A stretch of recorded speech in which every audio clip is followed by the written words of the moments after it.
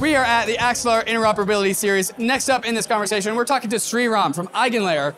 I think you probably might not need to know what EigenLayer is because it has absolutely swept the Web3 world by swarm, at least the Ethereum world, because it's created this thing called restaking, where you can apply your ETH stake to more things than just Ethereum staking, getting a lot of the Ethereum community very, very excited. And it's also allowed for new kinds of chains to be interoperable inside of the Ethereum ecosystem. So we're going to go talk to Sreeram right now all about EigenLayer and where EigenLayer is in its development. But first, a moment to talk about some of these fantastic sponsors that make the show possible. KRAKEN is our strategic sponsor for 2023.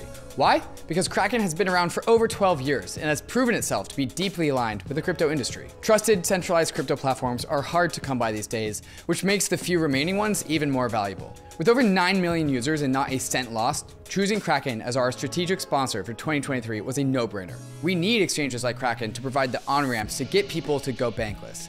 And KRAKEN's emphasis on security and transparency makes us feel good about having them as a sponsor. If you're unsure about your centralized exchange or on-ramp, perhaps open an account with KRAKEN today. And if you're unsure about the rest of Web3, well then maybe you should get your Learn on with MetaMask Learn. Learning about crypto is hard. There's no one out there to hold your hand to get into this industry, until now. MetaMask Learn is the best place I've ever seen to send someone to learn everything there is to know about Web3. If you're a company trying to onboard employees, or you're a son or daughter trying to onboard your boomer parents, MetaMask Learn is the place to send them. Interactive and engaging lessons, making learning about Web3 fun and easy. Now, once you're through KRAKEN's gates and you've taken the MetaMask course on what's a DEX, you're safe to make your first stop into the world of DeFi. Where better to start other than UNISWAP? UNISWAP is, of course, a decentralized exchange for crypto asset trades and swaps, but it's now also an NFT aggregator as well, making Uniswap some of the best decentralizing trading tech that's out there. Uniswap's big announcement at ETHDenver is their Uniswap wallet, which is waiting to get released to the public as soon as Apple stops being a big old bully about crypto apps in the App Store. Uniswap is basically on every chain that's relevant in the crypto ecosystem, so if you want to use Uniswap, but with the cheapest possible fees, then use Uniswap on ARBITRUM. The ARBITRUM Layer 2 is the host of Ethereum's most vibrant DeFi and NFT communities. ARBITRUM is already surpassing the ETH Layer 1 in transaction volume, and it's not even close to full capacity. With so many vibrant communities on ARBITRUM, ARBITRUM is a good place to call home for the era of Layer 2s. Speaking of settling into new homes, the Phantom wallet is now available on both Ethereum and Polygon. That's right, the #1 wallet on Solana is expanding into the Ethereum ecosystem. Phantom is the one wallet for everything, displaying NFTs, making NFT trades, swapping tokens, staking tokens. So if you're a multi-chain surfer or an NFT power user, then the Phantom wallet is for you. It also comes in mobile. Check it out at phantom.app. Now, let's get into the interview. All right, Bankless Nation, we are back at the EigenLayer Interop Summit, and I'm here with Sreeram from EigenLayer. Sreeram, last time we talked at DevCon, not many people knew about EigenLayer. Now it seems everyone knows about EigenLayer. How does that feel? It's a little bizarre. Yeah? It's definitely a more positive outcome than we anticipated. Mm-hmm. We did expect that over time people will warm up to the idea that actually Ethereum can serve as the security layer for pretty much anything. But the speed at which the community has gotten there, maybe partly thanks to you and the episode we did earlier, but really happy to be here in this position. Okay, so give us the lay of the land for where we are in the progress of EigenLayer, because everyone starts to being able to wrap their heads around it. People are starting to see the use cases, but like, Wen Mainnet. Is that the right question, Mainnet? Yes. Yeah? We definitely want to be on Mainnet by Q3 this year. Okay. So we are, and there'll be a testnet by Q2 this year. So public testnet, we already are on private testnet, as I told you before. And on the team side, we've been growing our team quite a bit. So if any of you out there are builders or want to grow the ecosystem, any of these things, do ping me at the EigenLayer handle. On the product side, we've been continuing to build the core platform, and the way we are thinking of doing the launch is because it's such a complicated platform with many sides like stakers, node operators, new services, roll-ups, all these different sides. So we want to onboard one side at a time. So we may start with stakers, operators, services, do a phased launch. So that's what we are hoping for.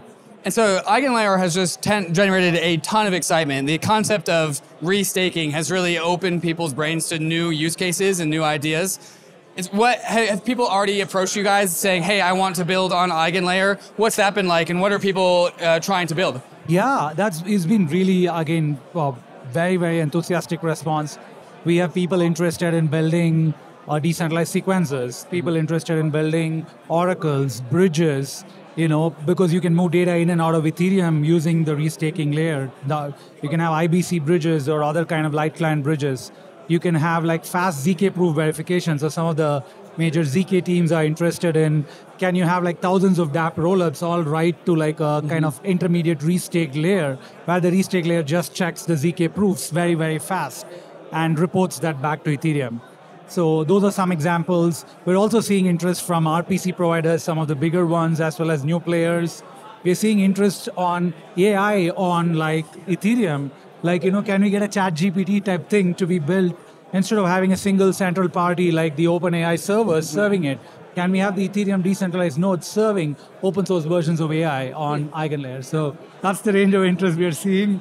It remains to see how much we can support. Like right now we are like constrained by engineering bandwidth and the ability to support these. We want to support all of them, but whether we can support them on day one is the thing that we're trying to figure out. Yeah, and what's the strategy there? Because if you want to support them, that requires resources. There's only so many people at the EigenLayer team. Is the strategy I'm assuming the strategy is to be able to allow anyone to permissionlessly build on EigenLayer. Maybe that's what Mainnet is. What's the strategy to enable anyone who wants to build on EigenLayer to build on EigenLayer? So we are building a set of developer tools so that like when you're developing a middleware, what is the specification to which that should comply?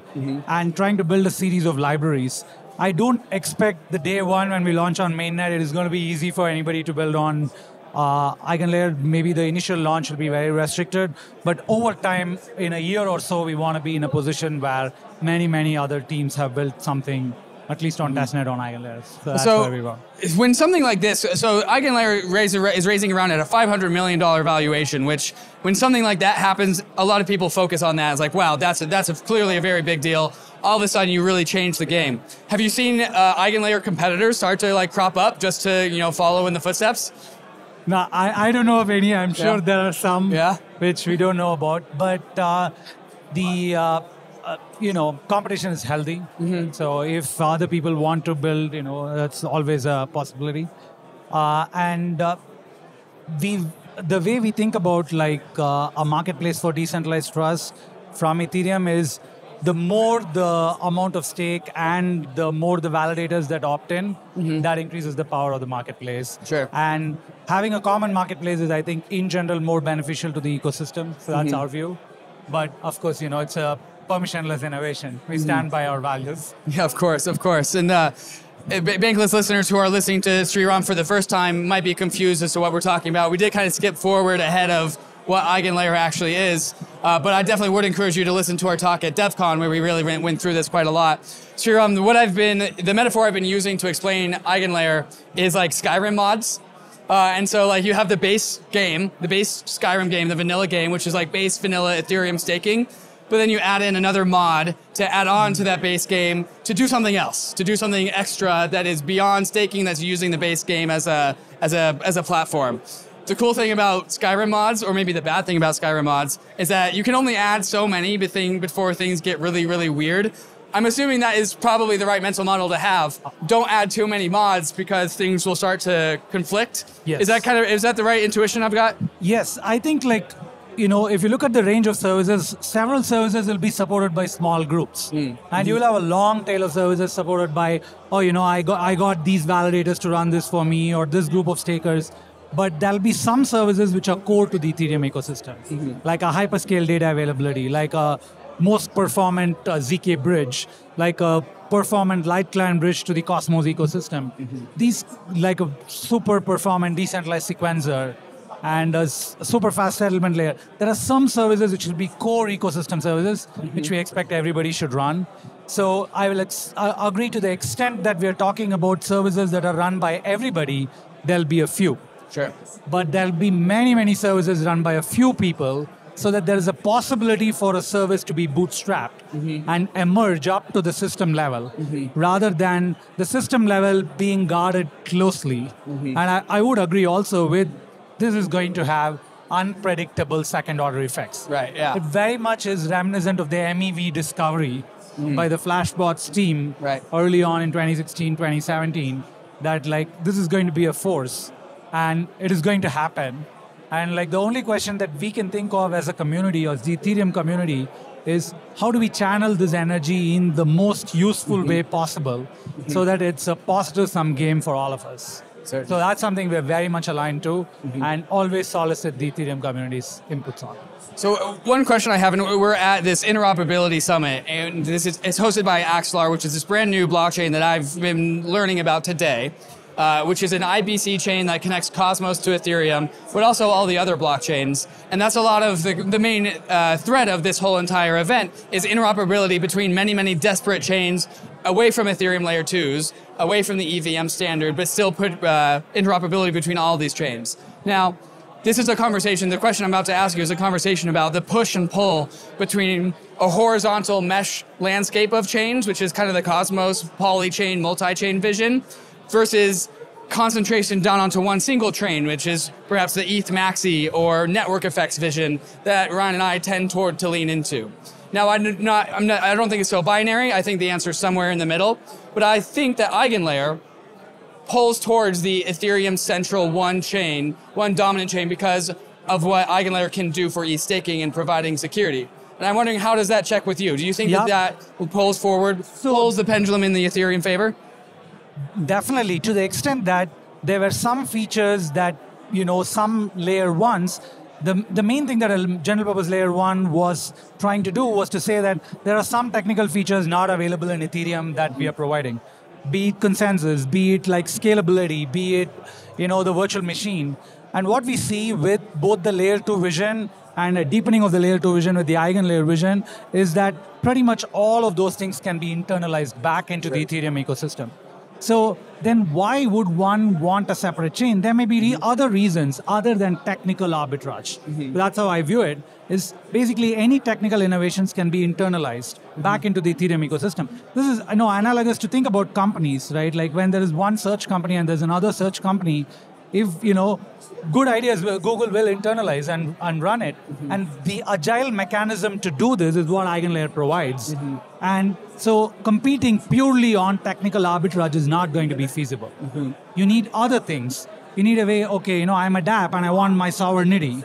You need some other reason, this is a different kind of community. Cosmos has this vision of a community computer. It's like, my village, my community, like, this is a group of artists and we are running this chain. It's not up to economic security. It's our own like reputation and stuff we are putting on the line. So these are all visions. There is a vision of like a chain which could be like a proof of personhood chain, right? Like there's a vision of like it's a proof of space chain which can be more decentralized. There are all these visions of possible other L1s, but technical arbitrage or as like, hey, I'm running this proof of stake chain for these features, this is better, and that's why I'm a new L1. I think that is going to become less and less plausible with the EigenLayer view. I also want to add that since we're in the Interop Summit, one important thing we have to think about as the Ethereum community is how does Ethereum position itself to be at the absolute center of the Interop ecosystem? Right. Whether it is just layer 2s or totally sovereign chains, Ethereum is the most secure chain, it is the most liquid chain, it is also the most connected chain. How do we make sure we go from this to provide some of the strongest bridging to all of the other chains so we retain this position?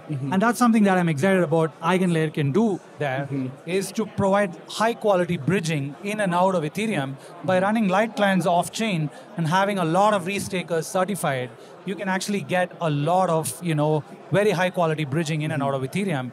So Ethereum can maintain the position as the premium center hub of this multi-chain ecosystem. Right, and I think that's articulated very, very well where, like I said, whether it's a mesh network of many, many chains with no dominant center or a single one center focal point of one chain and no other chains after that, it's not going to be to the extreme, it's going to be somewhere in between those two binaries. But I do think that this technology about EigenLayer really does have that sun of the solar ecosystem where all the other chains kind of gravitate around Ethereum, and EigenLayer allows that Ethereum expression to expand outwards. When people come up to you and ask you questions about the technical questions, the really good questions about EigenLayer, what are those questions?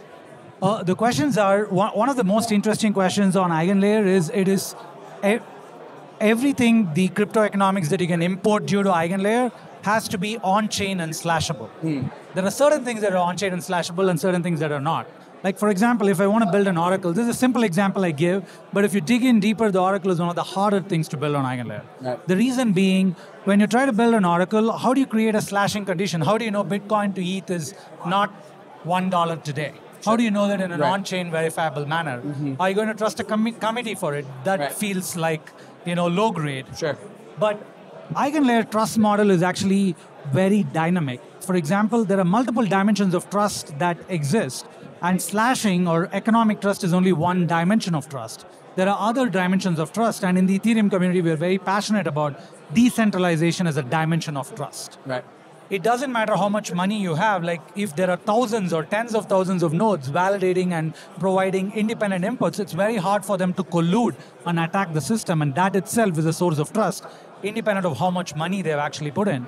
And this is the home staker, ETH staker vision, the rocket pool vision of like everybody should be able to run a node. And EigenLayer can supply the trust to things like oracles. Imagine an oracle price feed where like every home staker just provides a feed. Even if they're not like slashable, just the fact that 10,000 independent nodes actually vetted something is a source of trust. So when we think about a marketplace for decentralized trust, the most important question is like, what are the ways in which we commoditize decentralized trust? Sure. ETH stake is one dimension of it. Another dimension is, how do we vet and validate who are the home stakers? How are we going to identify that? Sure. This is another important question that we get. How are you going to identify that? I think it's very hard to identify home stakers. It's very easy to identify the exchanges and the major liquid staking protocols and the staking service providers. So the complement of it is already like a pretty decentralized set. But we imagine the emergence of decentralization oracles. Oracles which just specialize like a chain analysis, but an analysis of like where validators are, how decentralized they are, geographically and like agency-wise. Like, are they really independent agents? People coming and vetting this, and we don't want to be the source of like subjectivity. One of the major platform goals of EigenLayer is to push all agency to the edges.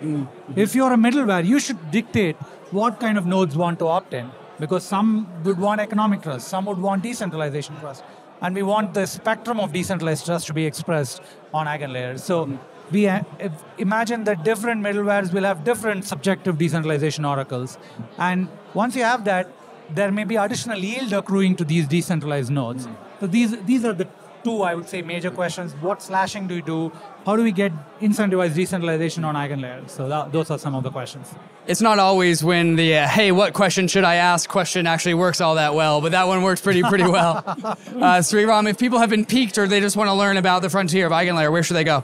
Right now, the best place is the EigenLayer Twitter handle, EigenLayer. But also the Twitter handle points to our forums, discourse forums, where we are inviting all the Ethereum community members to participate and engage with us on any aspects of EigenLayer, how that would enhance or deteriorate any aspects of the Ethereum ecosystem. We want to be cognizant of all of it. So please, we want to invite the Ethereum community to come and participate there. And slowly we'll be rolling out more and more ways to open up the EigenLayer development to the broader community. And I'm assuming you're hiring or just looking for partnerships. What are you looking for on the BD and hiring front? On the hiring front, like distributed systems builders, smart contract engineers, always, we want on a team like this, especially now that there are a lot of teams who want to build stuff up on EigenLayer. We want people internally who can support all of these really interesting, creative things. So we're looking for that. On the BD and ecosystem growth side, anybody who's creative in growing, ecosystems like this, definitely we want to talk to. On the broader ecosystem, we're looking for the various sides of our market, stakers who have ETH or staking ETH and want to enhance yield. We want to look at node operators, the major node operators, we are talking to them. Service builders, like whether it is big existing services like Chainlink who want to add on an iota of the broader decentralization from the Ethereum community, or it could be services that are new and upcoming who want to use this as a way for bootstrapping and like differentiating themselves from existing services. We are very interested in talking to all of them. Sreeram, thank you so much. Thank you so much. Cheers. I really appreciate it.